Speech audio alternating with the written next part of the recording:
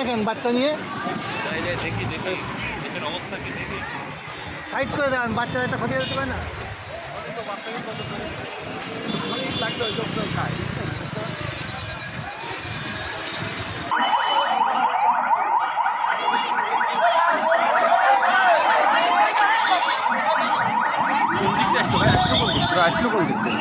চাই সাইডে কোনায় কোনায় ছিল।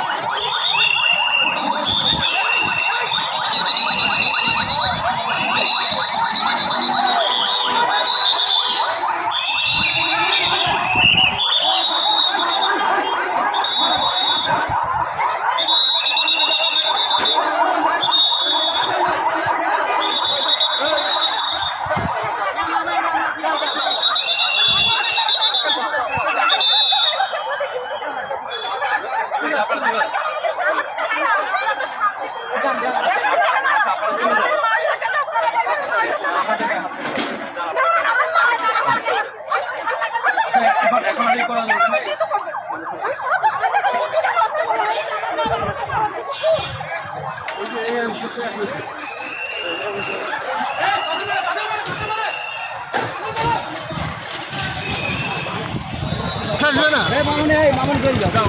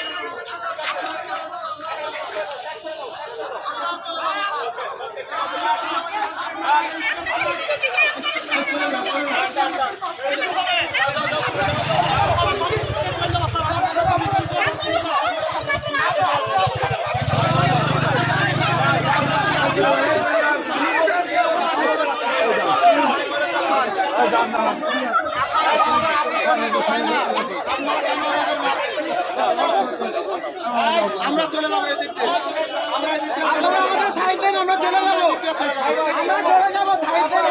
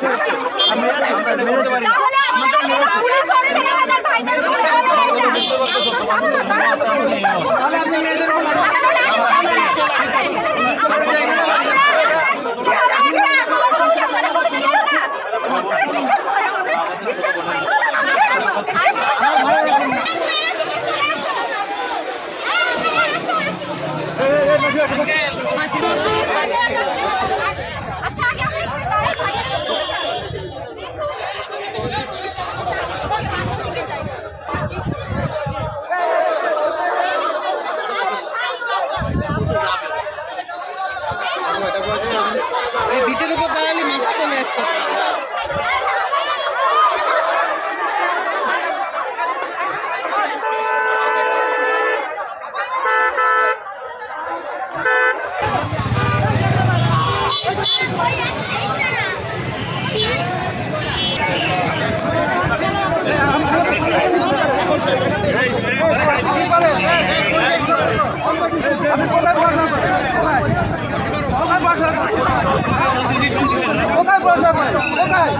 কোথায়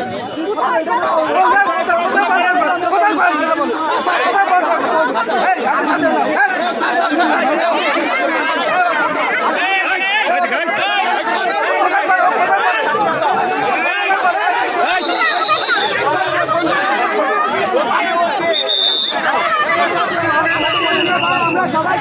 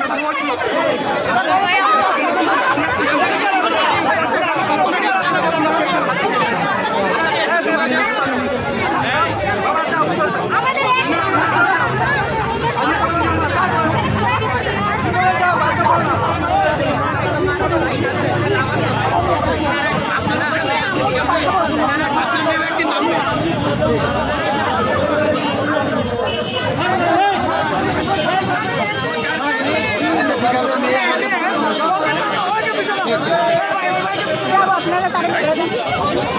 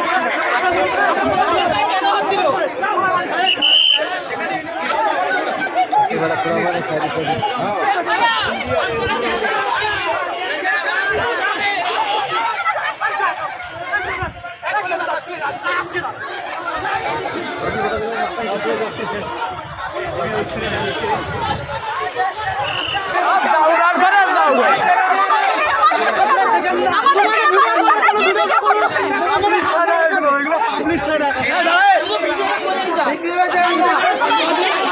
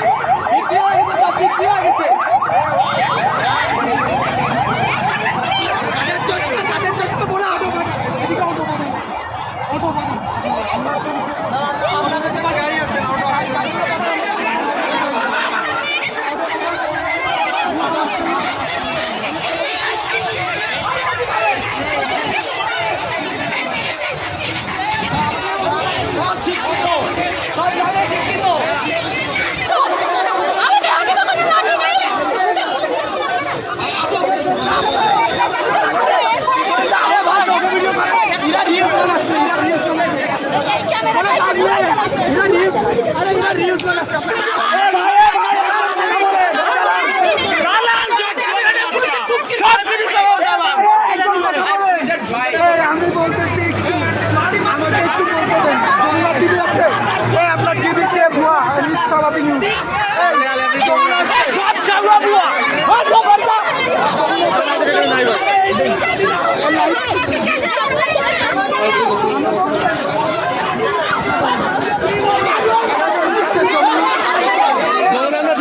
সমস্যা নাই। কোথায় ছিলেন আপনারা?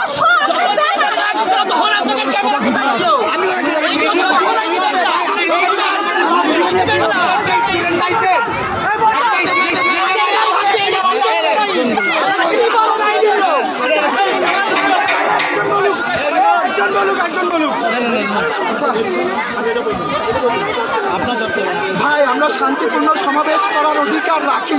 আমরা এই দেশের নাগরিক হিসেবে সংবিধানের 37 নং ধারা অনুযায়ী শান্তিপূর্ণ যে কোনো সমাবেশের অধিকার বাংলাদেশের নাগরিকের প্রত্যেকটা নাগরিকের আছে। আমরা সেই লক্ষ্যে যশোর জেলা ছাত্র সমাজ একত্রিত হওয়ার চেষ্টা করেছি, কিন্তু পুলিশ আমাদের বারবার আঘাত প্রান্তে আমাদের কোনো কারণ ছাড়া আমাদেরকে মারছে।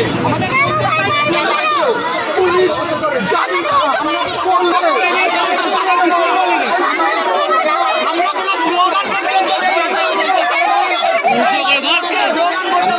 সামান্য ক্ষমতার লোকে তারা তাদের মনুষ্যত্ব হারিয়েছে। আমরা বারবার বলতেছি আমরা আপনাদের ভাই ভাই, আমরাও বাঙালি আপনিও বাঙালি বাংলাদেশি। আপনারা কেন আমাদের গায়ে বারবার হাত তুলতেছেন? আপনারা দেখেন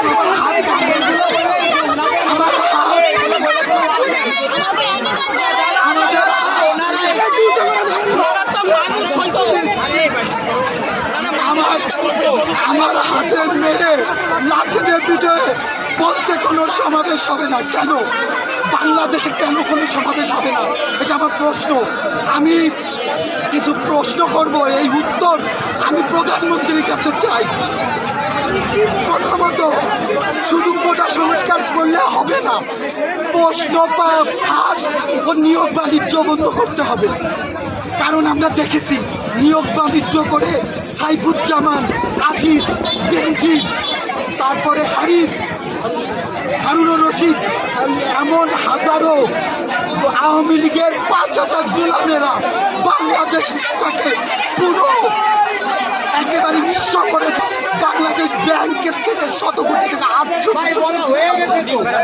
এরকম হাজারো আমাদের সমন্বয়কদের এবং সাধারণ জনগণকে ছাত্র সমাজকে এখান থেকে আটক করেছে। তাদের নিঃশর্ত মুক্তি চাই, সমন্বয়কদের মুক্তি ও মামলা প্রত্যাহার করতে হবে। ভুয়া যে 55,000 মুক্তিযোদ্ধা আছে, এই ভুয়া মুক্তিযোদ্ধাদের গেজেটও বাতিল করতে হবে। আচ্ছা, যারা ছাত্রদের উপর গুলি এবং বিনা কারণে আটক করছে তাদেরও জবাবদিহিতার আওতায় আনতে হবে। সরকার সাধারণ ছাত্রছাত্রীদের জীবনের নিরাপত্তা দিতে ব্যর্থ হয়েছে এবং পুলিশ 181 ব্যাগ বিরিয়ানি চুরি করছে সাধারণ জনগণের। এটা আপনারা দেখছেন, তারা বিরিয়ানির লোক তার সামলাতে পারে না, সামান্য বিরিয়ানির লোক তাই তারা সামলাতে পারে না।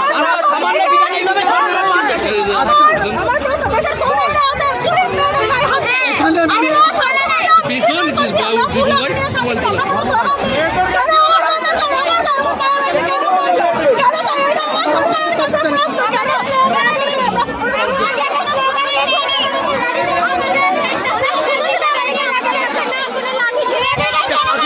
একটা স্বাধীন দেশে কিভাবে আমাদের কর্মসূচি করতে যে আমার ভাই বোনদের মারে আজকাল 3-4 আমাদের এইসব বন্ধন মেরেছে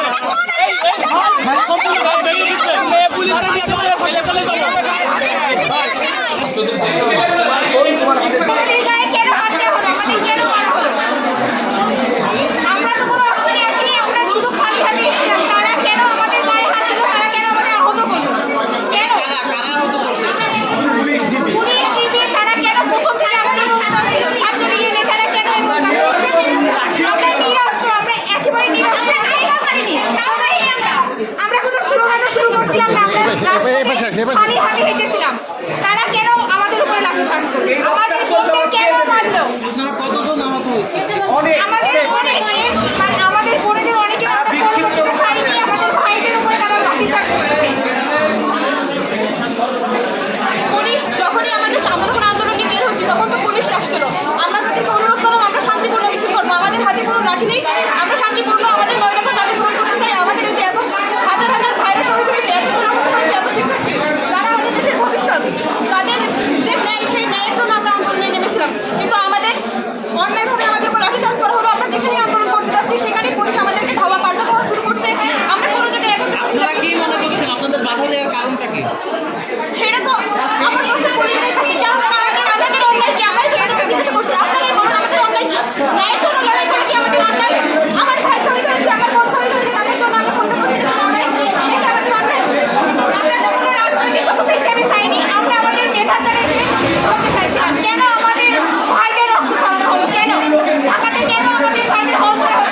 তারা তো মেধাবী, ঢাকা বিশ্ববিদ্যালয়ের ছাত্ররা ইতিহাস পড়ার মানে তাদের কেন রক্তাক্ত করা হলো? তাদের বাড়ির অবস্থা এখন এরকম, তার কেন করলো? এই জবাব দিতে হবে, এই জবাব আমাদের চাই। যখন আমাদেরকে তারা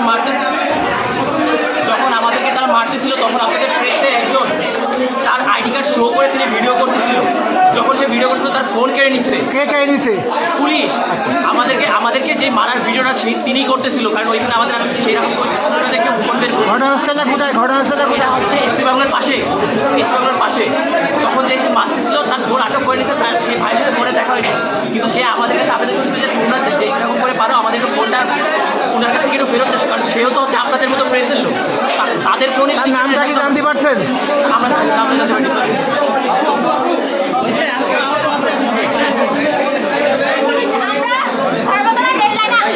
সবাই একসাথে হয়েছিলাম, তখন পুলিশ বললো যে আমাদের উপর কিছু করা হবে না, লাঠিচার্জ করা হবে না। আমরা কারণ আমরা শান্তিপূর্ণ আন্দোলন করছিলাম, আমরা বলছিলাম আমরা শুধু দাঁড়ায় থাকবো। ওরা বলে না তোমরা চলে যাও, তোমাদের উপর লাঠিচার্জ করা হবে না। আপনারা কতজন আহত হয়েছেন? আমরা প্রায় অনেকে আনুমানিক 20 জন, কারণ বিক্ষিপ্তভাবে ছড়াই গেছে, তারা বাসে চলে গেছে, তাদের সংখ্যা আমরা বলতে পারছি না। তারপরে পুলিশ বললো যে তোমাদের উপর লাঠিচার্জ করা হবে না, তোমরা চলে যাও। যে আমরা একটু সামনে আগাইলাম, আমরা একটু সামনে আগাইলাম, আমার ভাইদের দুজনে আছে, আমরা ফোন দেখালাম ভাইদের বাঁচাতে, তাদের হাত ধরলাম, তাদের থেকে বাঁচাতে চেষ্টা করলাম। তখন তারা করলো কি বোনদের গলায়, হাতে, পায়ে, পিঠে যে যেভাবে পারছে ভাইদের হাত পা ভেঙে দিছে। তাহলে এটার কি আমরা কোন দেশে বাস করি বলেন? আর যশোরের সাধারণ জনগণ আপনারা শুধু ভিডিও করেন। আপনাদের মাধ্যমে কি কোনো মেসেজ দিতে চান আপনি? কি বলতে চাই, আমরা এই আন্দোলনটা শুধু ছাত্র আন্দোলন না, ঢাকা সহ সারা বাংলাদেশে সব স্তরের মানুষ আমাদের সাথে ছিল, কিন্তু যশোরে খালি আমরা একাই রাজপথে। কেন আমরা রাজপথে একা? আমাদের সাথে সব দোকানদাররা, আমাদের ছাত্রলীগের কর্মীরা আমাদের বোনদের হুমকি দিচ্ছে, বেয়াদব গালাগালি দিচ্ছে, আমাদের হুমকি দিচ্ছে। আর সব দর্শক হয়ে দাঁড়ায় দেখতেছে আর ভিডিও করতেছে।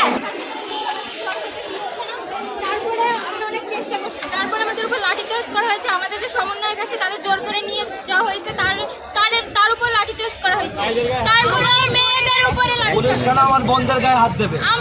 আমরা শান্তিপূর্ণভাবে যাচ্ছি, আমরা কোনো স্লোগানও দিচ্ছি না, আমাদের কাছে না কোনো লাঠি আছে না কোনো কিছু আছে, তারপরেও আমাদের উপর লাঠিচার্জ করা হয়েছে। কোন আইনে আছে যে পুলিশ ভাইয়া আমাদের সামনে পুলিশ, কোনো নারী পুলিশ ও তারা নিয়ে আসে নাই, সব পুরুষরা কেন মেয়েদের গায়ে হাত দেবে? কতজন মেয়ে আহত হয়েছে আপনারা ভাইয়া দেখেন আমারও হয়েছে। টোটাল আপনারা কতজন আহত হয়েছে? পুলিশরা কেন মেয়েদেরকে হাত দেবে? এটা আমার প্রশ্ন। উনি বলেছেন আমি তোমাদেরকে হাত দিইনি, আমি বলছি আমি আপনাকে দেখাবো। আমি কিছুটা রাগ হয়ে যাবে, আমি আপনাকে দেখাতে বাধ্য হব। চলে গেছে, উনি বলেছেন আমরা তোমাদেরকে হাত চলে গেছে জখম হয়ে, আর আমরা আমাদের গায়ে হাত দিলে আমরা বিচার চাই। আপনারা এর মাধ্যমে কোনো মেসেজ দিতে চান আমাদের? বলেন, একজন করে কথা বলেন। আমাদের সমন্বয়কারীকে নিয়ে গেছে, বলেছে কি যে হচ্ছে উনি মিছিল বন্ধ করে দিয়েছে, আমরা সবাই শান্তিপূর্ণভাবে চলে যাচ্ছিলাম, আমরা কোনো স্লোগান দিচ্ছিলাম না, কোনো মিছিল করছিলাম না, আমরা ভাবলাম কি যে আমরা সবাই ডিভাইস হয়ে যাবো। এবার হচ্ছে পরে পুলিশ পিছন থেকে এসে আমাদের সবার উপর লাঠিচার্জ করা শুরু করছে। এতে কিছু একটা ভাইয়ের পুরো কলার ছিঁড়ে ফেলছে, উনি পরে হাঁটু মানে রক্ত বের হয়েছে, আবার মেয়েদেরকে লাঠিচার্জ করছে, মেয়েদের কারো পেটে দাগ পড়ে গেছে, এই যে দেখেন এইভাবে আরো মেয়েদের আরো 3-4টা মেয়ের এখানে কেটে গেছে, এখানে কেটে গেছে। তাহলে এগুলো তো মেয়েরা এগুলো করবে। কোনো মহিলা পুরুষ ছিল না। আমাদের পুলিশ ছিল, মহিলা পুরুষ নাই কেন? পুলিশ ছিল, একটা মহিলা পুলিশ ছিল। মহিলারা যদি গায়ে হাত দেয়, আমাদের একটাই প্রশ্ন, দেশের কোন আইনে আছে পুলিশ মেয়েদের গায়ে হাত দেয় যেখানে কোনো মেয়ে ছিল না? আপনি একজনই বলেন, আপনারা একসাথে বললে আমার কথাটা ক্লিয়ার আসছে। আমাদের একটাই কিসে আসেন? অ্যান্টনি পেছনে আয়। আমার বোনেরা আমরা কতটা আহত হয়েছি, পুলিশ আমাদের গায়ে লাঠি চার্জ করছে। তো দেশের কোন আইনে আছে যে পুলিশ মেয়েদের গায়ে হাত দেয় যেখানে কোনো মেয়ে পুলিশ ছিল না? পুলিশ কিভাবে মেয়েদের গায়ে হাত দেয়? এটাই হচ্ছে, আমরা তো কোনো স্লোগান দিই, আমরা সুন্দরভাবে হেঁটে যাচ্ছি, শান্তিপূর্ণভাবে ফোন দিয়ে আমরা মিছিল বেরোচ্ছি, এখানে কেন লাঠি চার্জ করলো? এটাই আমাদের প্রশ্ন। এর আমরা বিচার চাই। এই যে আমার বোনদের যে আহত করেছে, এর আমরা বিচার চাই, আর আমরা রাজপথ ছাড়বো না। আমাদের 9 দফা দাবি পূরণ না হওয়া পর্যন্ত আমরা রাজপথ ছাড়বো না। রহিম উপস্থিত যশোরের বিভিন্ন রাজনৈতিক, সামাজিক, সাংস্কৃতিক এবং পেশাজীবী সংগঠনের নেতৃবৃন্দ, আসসালামু আলাইকুম রহমতুল্লাহ। বৈষম্য বিরোধী ছাত্র সমাজ আজকে রাষ্ট্র সংস্কারের নিমিত্তে সমাজের সকল শ্রেণী পেশার মানুষকে যে আহ্বান জানিয়েছে মার্চ ফর জাস্টিস এই কর্মসূচিতে অংশগ্রহণের জন্য, সেই আহ্বানে সাড়া দিয়ে যশোরের রাজনৈতিক, সামাজিক, সাংস্কৃতিক পেশাজীবী সংগঠনের নেতৃবৃন্দ রাজপথে নেমে এসেছে। এখানে আমাদের আইনজীবী নেতৃবৃন্দ রয়েছেন, এখানে আমাদের শিক্ষক নেতৃবৃন্দ রয়েছেন, এখানে আমাদের সাংবাদিক নেতৃবৃন্দ রয়েছেন, এখানে রাজনৈতিক কর্মীরা রয়েছেন। আমাদের একটি কথা, যে আর কোনো মায়ের বুক যেন খালি না হয়। সংস্কার আন্দোলনকে কেন্দ্র করে সারা বাংলাদেশে যে শত শত নিরীহ ছাত্র জনতাকে হত্যা করা হয়েছে, এই হত্যাকাণ্ডের সাথে যে বা যারা জড়িত তাদেরকে চিহ্নিত করে তাদেরকে আইনের আওতায় আনতে হবে।